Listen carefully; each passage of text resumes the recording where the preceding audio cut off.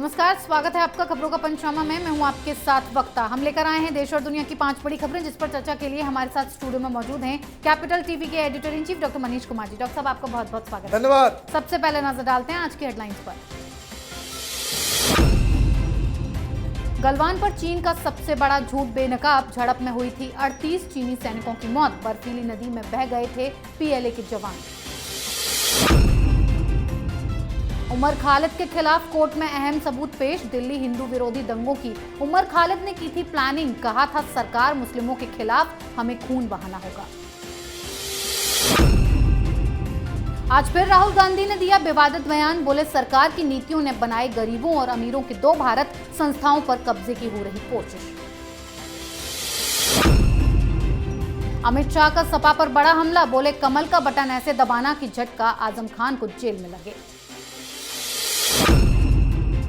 पंजाब में 6 फरवरी को राहुल गांधी कर सकते हैं सीएम फेस का ऐलान, कार्यकर्ताओं के साथ कर रहे विचार विमर्श। सिद्धू, चन्नी और जाखड़ ने ठोकी दावेदारी।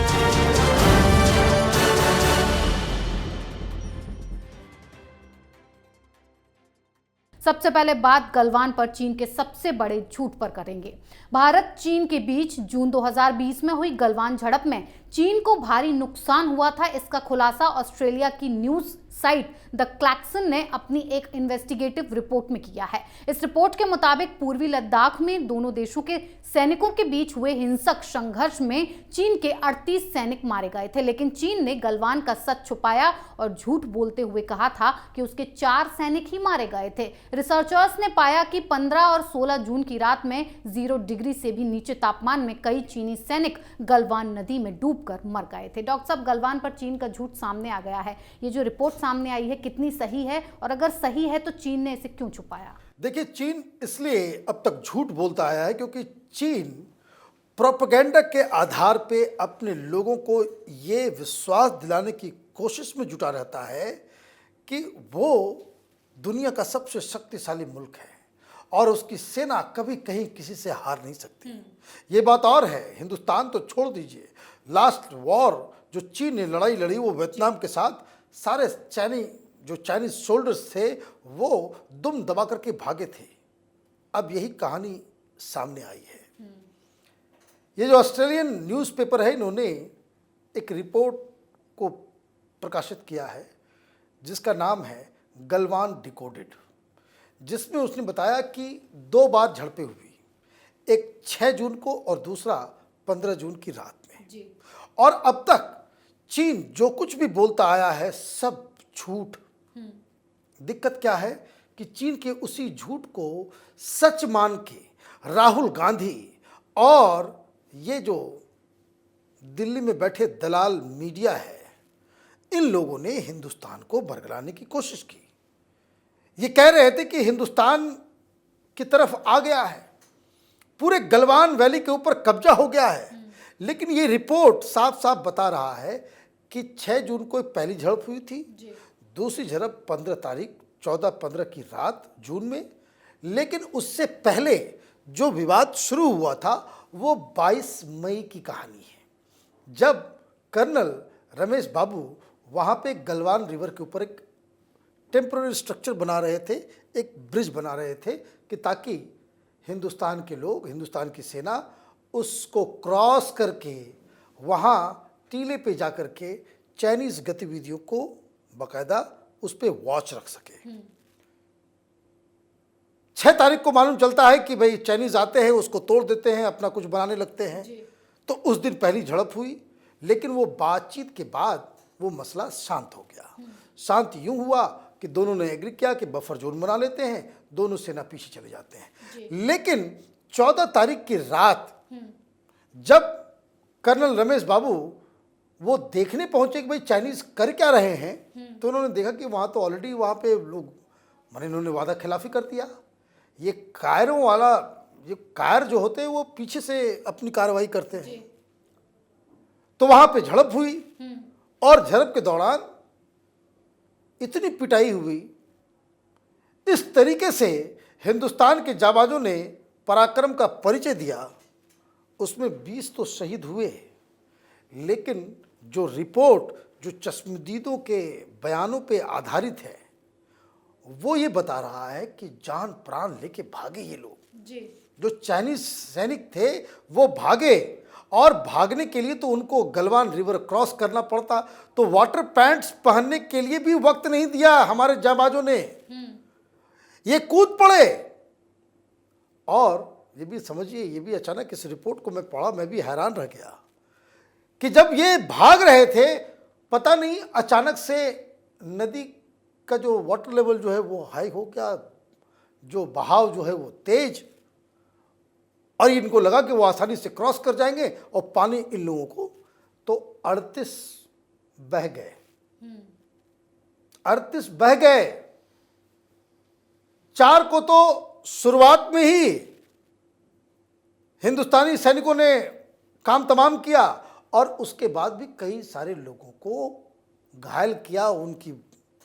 और जो रिपोर्ट, अगर आप, ये 15 जून की घटना है, आप हमारे आर्काइव में जाएंगे, जो रिपोर्ट, जो बातें बता रही है ये ऑस्ट्रेलियन अखबार के द्वारा, वो सारी बातें कैपिटल टीवी के आर्काइव में आपको यूट्यूब पे वीडियो, उस तारीख में 16, 17, 18, ये 3 दिन हमने गलवान के ऊपर सारी चीज़ें की थी, एग्जैक्टली वही बातें अब सामने आ रही हैं। जी डॉक्टर साहब, अगली खबर उमर खालिद पर। दिल्ली में हुए हिंदू विरोधी दंगों को लेकर जेएनयू छात्र नेता उमर खालिद पर गंभीर आरोप लगे हैं। दिल्ली पुलिस की ओर से कोर्ट में पेश हुए स्पेशल पब्लिक प्रोसिक्यूटर अमित प्रसाद ने उमर खालिद की जमानत याचिका का विरोध करते हुए कई अहम सबूत पेश किए। उन्होंने कहा कि एक गवाह ने बताया कि विरोध प्रदर्शन के लिए डंडे, पत्थर, लाल मिर्च और तेजाब इकट्ठा किया गया था, और महिलाओं और पुरुषों को ये लाठी पत्थर सौंपे गए थे। उमर खालिद ने सांप्रदायिक दंगों की एक बड़ी साजिश रची थी।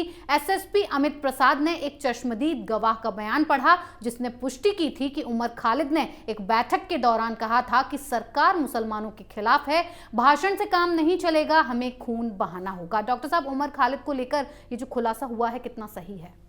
अरे भाई, ये तो शुरू से हम लोग कहते आ रहे हैं कि शाहीन बाग, इसमें जो लोग शामिल थे, ये सब के सब आईएसआई और सीबी और पता नहीं किस किस टेररिस्ट ग्रुप से इनके ताल्लुकात थे। दंगा हो गया, सुप्रीम कोर्ट मुंह ताकते रही, केंद्र सरकार भी चुप बैठी रही, इन लोगों का तमाशा हुआ, 53 लोगों की मौत हो गई। अब जो खुलासे हो रहे हैं वो खुलासे ही बता रहे हैं कि इसके पीछे ये लोग सारे लोग थे, भाषण से काम नहीं चलेगा, खून बहाना पड़ेगा। जहां यमुना विहार के पास ये आंदोलन, वहां पे जहां से दंगा भड़काना था, उसमें लोकल लोग, स्थानीय लोग ना हो, बाहर से महिलाओं को लेकर के आओ, बाहर से प्रोटेस्टर्स लेकर के आओ। फिर वो आम आदमी पार्टी का वो काउंसलर जिसने अपने घर को पूरा किला बना दिया था, उसका बयान कि हिंदुओं को काटना है। तो कोर्ट के अंदर ये बातें साबित हो रही हैं। और सबसे बड़ा सबूत मैं आपको बताऊं जी, जिसके ऊपर कोई मीडिया बात ही नहीं कर रहा, किसी टीवी चैनल पे आप देख रहे हैं बातचीत होते हुए, नहीं। क्यों? क्योंकि जब इसको पकड़ा गया था, किसे, भारत तेरे टुकड़े होंगे इंशाअल्लाह इंशाअल्लाह, ये तो नारा लगा रहा था ये उमर खालिद। तो लोग कह रहे थे कि यार उमर खालिद तो मेरा बेटा है। इंडियन एक्सप्रेस में आर्टिकल छपता था, दिल्ली के प्रोफेसर्स महिमा मंडन करते थे, ये कहते थे कि ये तो वामपंथी है, इसका तो सिर्फ नाम उमर खालिद है, वैसे ये एथिस्ट है। जेएनयू छूटा, शाहीन बाग में ये मुस्लिम लीडर बन गए। ये धर्म को नहीं मानने वाले लोग, जो धर्म के नाम पर राजनीतिक रोटियां सेकते हैं, वो सबसे ज्यादा खतरनाक होते हैं। अब कपिल मिश्रा कर रहे थे ये लोग। स्पेशल प्रोसिक्यूटर ने वीडियो दिखाया, सीसीटीवी फुटेज। कपिल मिश्रा का नामो निशान नहीं। जब वो आया उसके पहले की बात है, 2 दिन पहले से ही सीसीटीवी कैमरा साफ साफ दिखा रहा है कि लाठी डंडे पत्थर सब इकट्ठा हो रहे हैं। प्लानिंग पहले से थी। और दुख की बात क्या है, ये राहुल गांधी जैसा लोग ये भाषण देता है लोकसभा में उल्टे पुल्टे, ये वामपंथी, ये जेएनयू के प्रोफेसर, ये डीयू के प्रोफेसर्स, ये सेकुलर इंडस्ट्री के लोग जो दंगों के ऊपर अपनी जेबें भरते हैं, इन लोगों ने खुले रूप से समर्थन किया था। इन लोगों का मन किसी और ने नहीं बढ़ाया। जब जेएनयू के अंदर भारत तेरे टुकड़े होंगे इंशाअल्लाह इंशाअल्लाह वाला कांड हुआ था, यही राहुल गांधी उमर खालिद के बगल में खड़ा था, यही सीताराम येचुरी उमर खालिद के बगल में खड़े थे, यही सारे बड़े बड़े लीडर्स लाइन लगा करके ये कन्हैया कुमार और उमर खालिद इसके साथ सुर में सुर मिलाकर ऐसे मीर जाफरों को बड़ा नेता बनाने में जुटे हुए थे। अभी तो ये जेल के अंदर है। मैं आपको बता दूं, जेल के बाहर होता ये राहुल गांधी का एडवाइज़र होता। इसी तरह के नागों को पाल रखा है राहुल गांधी ने। कन्हैया कुमार आ गया कांग्रेस पार्टी में, ये भी जाता जी। तो आप समझिए किस तरह के मीर जाफरों से इस देश को खतरा है। मैं बार बार कहता हूँ, ये पाकिस्तान और चीन ये कम खतरनाक हैं। ये जो सांप जो हम पाल रहे हैं ये ज़्यादा विषैले हैं, ज़्यादा खतरनाक हैं। जी डॉक्टर साहब, अगली खबर राहुल गांधी के बयान पर मचे घमासान पर। राहुल गांधी ने राष्ट्र के कई हिस्से कर बवाल खड़ा कर दिया है। दरअसल राहुल गांधी ने आज भारत अब 2 हिस्सों में बंट चुका है ये बात कहकर बवाल मचा दिया है। एक अमीर और एक दूसरा गरीब, और दोनों के बीच की खाई बढ़ती जा रही है। इसी बीच उन्होंने न्यायपालिका और चुनाव आयोग को भी घेरे में ले लिया। राहुल ने कहा कि मोदी सरकार ने न्यायपालिका, चुनाव आयोग और पैगासस स्पाइस वेयर को लोगों की आवाज दबाने का साधन बना लिया है। अपने इन बेतुके बयान के बाद राहुल गांधी अपनी पार्टी के नेताओं के निशाने पर ही आ गए।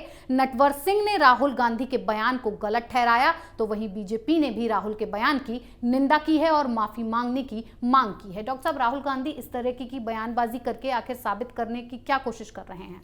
वो लोकसभा में कल उन्होंने ये कह दिया, किरकिरी हो गई। माने he is more like stand up comedian. जी।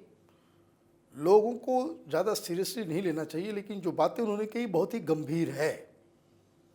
आप माने या ना माने, वो हिंदुस्तान की दूसरी सबसे बड़ी पार्टी जो मेन अपोजिशन पार्टी है उसका कर्ता धर्ता है, उसका मालिक है। आज चीफ मिनिस्टर छत्तीसगढ़ के सामने आज रैली चल रहा था छत्तीसगढ़ में, रायपुर में, फिर वही बात उसने दोहरा दी। जी। देश में 2 देश है, एक गरीब है, ये वो है। लोकसभा में कह रहे थे कि भाई हिंदुस्तान जो है it is a union of state, एक राष्ट्र नहीं है, कई सारे राज्यों से मिलकर बना हुआ ये राष्ट्र है, एक राष्ट्र नहीं है। जी। तो खैर ये सारी चीज़ें किसी और प्रोग्राम में डिस्कस हम करेंगे। लेकिन राहुल गांधी जो इस तरह की बातें करते हैं उसके पीछे का तर्क समझ लीजिए भाई क्यों करते हैं। जैसा कि मैंने बताया अभी पिछली खबर में, जी। इसकी ट्रेनिंग वामपंथियों के द्वारा की जा रही है। अभी बीच में बवाल हुआ था, मनीष तिवारी ने एक किताब को कोट करते हुए कहा था कि ये समय आ गया है वो किताब को पढ़ने का। जी। वो उस किताब का मेंशन क्यों किया गया मनीष तिवारी के द्वारा? वो इसलिए किया गया क्योंकि उस किताब का सार यही है कि किस तरीके से चीन ने हर इंस्टीट्यूशन में अपने लोगों को बिठा दिया है। उसको अगर लड़ना भी है तो वो सैनिकों के जरिए नहीं, वो हिंदुस्तान में ही डिस्टर्बेंस क्रिएट कर देगा, और ये इन लोगों के दलाली का काम करते हैं। दिस इज व्हाट, ये मैं नहीं कह रहा, ये कांग्रेस पार्टी के एक बड़े लीडर कह रहे हैं। ये कांग्रेस की सरकार के इंफॉर्मेशन एंड ब्रॉडकास्टिंग मिनिस्टर कह रहे हैं कि हर जगह पेनिट्रेट कर चुका है। और ये मत भूलिए, ये वही वामपंथी है हिंदुस्तान के अंदर में जिन लोगों ने आज़ादी के बाद बाकायदा वो प्लान बनाया था कि आर्मी के अंदर वामपंथी काडर्स को घुसाओ ताकि जब कभी चीन हमला करे तो सैनिक विद्रोह अंदर से हम कर देंगे। ये कोई ढकी छिपी हुई बात नहीं है। आप हमारे आर्काइव में जाएं, खरी बात करते हैं प्रखर श्रीवास्तव के इस खरी बात के एपिसोड्स को आप देखें, उसमें आपको मिल जाएगा। कई सारी चीज़ें हमने वामपंथियों के इस तरह के डिजाइन के ऊपर प्रोग्राम हम लोगों ने बनाए हैं, तो उसको भी देखिए। तो ये आप बेतुका बयान इसलिए दे रहे हो क्योंकि जेएनयू के प्रोफेसर, जेएनयू में जो कभी हार्डकोर वामपंथी नक्सलाइट्स जो होते थे वो इनके सलाहकार हैं। और छत्तीसगढ़ में तो आज वो कह रहे थे कि देश दो है। लोकसभा में तो इन्होंने कह दिया था कि भाई India is union of states, एक स्टेट नहीं है। मतलब ये वामपंथियों के डिफिनेशन के मुताबिक है। India is a nation of nationalities, बहुराष्ट्रीय राष्ट्रों का ये राष्ट्र है ना। और सबको, अगला लाइन ये चुप है, अगला लाइन ऑटोमेटिकली इससे जुड़ता है जो वामपंथियों की विचारधारा है कि all the nationalities have the right to have self determination. तो राइट टू सेल्फ डिटर्मिनेशन भी नेशनैलिटीज अगर आप कहते हैं तो वो ऑटोमेटिकली साथ में आ जाता है। ये देशद्रोहियों के साथ बैठा हुआ है, देश की विभाजन की भाषा बोल रहा है। जी डॉक्टर साहब, अगली खबर शाह के आजम पर तगड़े प्रहार पर। गृह मंत्री अमित शाह ने अनूप शहर में जनसभा को संबोधित करते हुए सपा के साथ आजम खान पर जोरदार निशाना साधा। इस दौरान उन्होंने योगी के 2/3 बहुमत के साथ दोबारा यूपी के सीएम बनने का दावा भी कर दिया। अमित शाह ने गुंडा राज पर तंज कसते हुए कहा, आज यूपी से माफिया पलायन कर गए हैं। माफिया सिर्फ 3 जगह है, प्रदेश के बाहर, जेल या सपा की सूची में। मतदान के दिन कमल का बटन इस तरह से दबाना कि झटका सीधे जेल में बंद आजम खान को लगे। डॉक्टर साहब, क्या अमित शाह ने आजम खान को अपने बयान से झटका दे दिया? देखिए, ये अमित शाह का स्टाइल है। He is very aggressive. बहुत ही उनका भाषण जो है, और तालियां देखिए किस तरह से बजती है। तो चुनाव का वक्त है, ये नोक-झोंक चलना चाहिए और दोनों तरफ से चलना चाहिए। अभी देखिए किस तरीके से योगी आदित्यनाथ ने कहा कि 10 तारीख के बाद सारी गर्मी खत्म कर देंगे। अखिलेश यादव ने कहा भाई गर्मी तो हमारे पास वो रहेगी ही, भाई आदमी का खून अगर गर्म नहीं रहेगा तो आदमी मर जाएगा। फिर उन्होंने ये भी कहा कि सारे केसेस जो है योगी आदित्यनाथ के 10 तारीख के बाद खोलेंगे, जेल में डालेंगे। तो ये सारी चीज़ें ये चल रहा है, लेकिन जो कैंपेन का मोड नज़र आ रहा है, भाई आप ये भी कह सकते थे कुछ और जी, कि कहीं और मुलायम सिंह जी के करंट लगे या कहीं लगे, आजम खान को ही क्यों चुना? आजम खान, अंसारी और इस तरह के जो माफिया, जो लोग जेल के अंदर हैं, वो योगी आदित्यनाथ के गवर्नेंस मॉडल जिसमें लॉ एंड ऑर्डर को सबसे ज़्यादा प्राथमिकता दी गई है, उसका ये सब जिसको कह सकते हैं कि स्क्रीनशॉट्स हैं जी। आजम खान का चेहरा देखते ही लोगों को समझ में योगी जी ने ठीक कर दिया, है ना। तो वो उसका एक चुनावी वैल्यू है। और ख़ास करके वेस्टर्न यूपी के अंदर, वेस्टर्न यूपी में जो जाटों की सबसे बड़ी समस्या है कि जिस समय वहाँ पे दंगे हो रहे थे, ये जाट बताते हैं कि आजम खान के इशारों पे पुलिस ने हिंदुओं के खिलाफ बहुत अन्याय किया था। इसलिए आजम खान का नाम अमित शाह बार बार दोहरा रहे हैं। जी डॉक्टर साहब, आखिरी खबर पंजाब कांग्रेस में मचे घमासान पर। राहुल गांधी के पंजाब दौरे के दौरान पार्टी 6 फरवरी को राज्य के लिए अपने मुख्यमंत्री पद के चेहरे की घोषणा कर सकती है। कांग्रेस अध्यक्ष सोनिया गांधी ने मुख्यमंत्री पद के उम्मीदवार पर पार्टी नेताओं और कार्यकर्ताओं के साथ विचार विमर्श शुरू कर दिया है। सूत्रों ने बताया कि पार्टी अपने शक्ति ऐप के जरिए कांग्रेस नेताओं और कार्यकर्ताओं की प्रतिक्रिया ले रही है। पार्टी ने इस मुद्दे पर आम लोगों की राय भी मांगी है और ये प्रक्रिया पिछले 2 दिनों में शुरू हो गई है। वहीं दूसरी तरफ चन्नी, सिद्धू और जाखड़ के बीच सीएम पद की दावेदारी की जंग तेज हो गई है। डॉक्टर साहब, पंजाब में सीएम फेस चुनना कांग्रेस के लिए आसान होगा? देखिए, हमारे पास खबर बिल्कुल साफ है। तमाशा चल रहा है, चन्नी साहब को चुन लिया गया है, लेकिन कैसे कमफ्लाज किया जाए इसको, कैसे जस्टिफाई किया जाए। तो ये ऐप वो ऐप, अभी तो कुछ दिन पहले यही तमाशा केजरीवाल कर रहा था, तो सिद्धू ने प्रेस कॉन्फ्रेंस कर दी थी हैं कि कितना फ्रॉड है, ये है वो है। और जो मेरे पास जानकारी आ रही है, ये जो ऐप है वगैरह जो है, पता नहीं कौन सा ऐप है, उस ऐप में 1,40,00,000 लोगों से सजेशन ले लिया गया है जी। और चन्नी साहब सबसे आगे चल रहे हैं। बड़ा बुरा लगेगा। सिद्धू क्या करेंगे समझ में नहीं आएगा उनको कि किस तरीके से उनको, जैसे चाय में कोई मक्खी गिर जाए तो कैसे निकाल के फेंक देते हैं, उसी तरीके से सिद्धू को कांग्रेस पार्टी से फेंक दिया गया है। अभी मैं खबर देख रहा था, उत्तराखंड में स्टार प्रचारकों का नाम है, सिद्धू गायब है। हालांकि रुद्रपुर जो है उधर काफ़ी खटीमा ये सब इलाका जो है, वहाँ काफ़ी संख्या में सिख समुदाय के लोग रहते हैं। वहाँ हर बार वो जाते होंगे, हर सिख लीडर वहाँ जाता है, हर पार्टी का, लेकिन वहाँ पे सिद्धू का नाम नहीं है।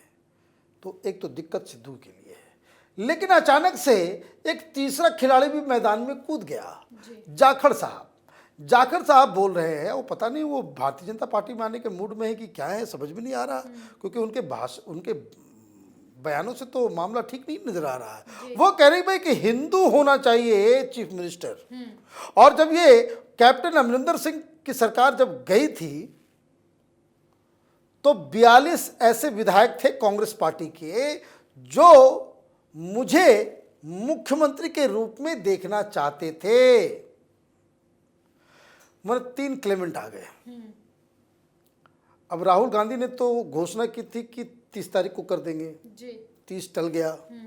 फिर घोषणा थी कि कल शाम में हो जाना था, वो भी टल गया। अब 6 आया है जी।